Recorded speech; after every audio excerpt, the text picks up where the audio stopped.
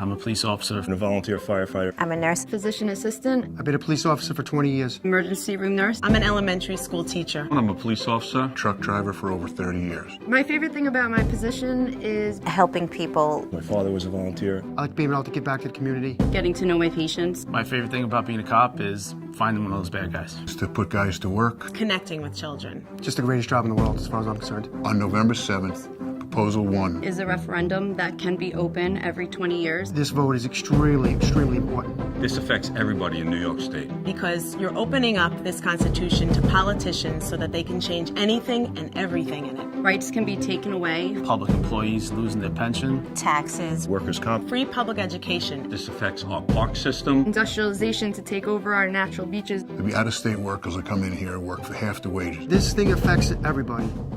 It doesn't just affect police officers. Retirees have the most to lose. Because you're retired, you're not safe. Their pension could go down from what it was to 50% or less. It's happened in Rhode Island, and it could happen here in New York. The pension reform in Rhode Island has impacted teachers dramatically. In my personal situation, I was vested with over 20 years when the pension changes occurred. I am no longer eligible to retire. New York citizens have planned their careers, have planned their investments, have planned their lives. What's going to happen if this is passed?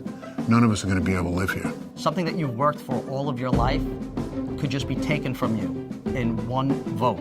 A pension should be protected. It should not be up for grabs. You know, there's people that are non-union that think, oh, it's not going to affect me. It will affect them.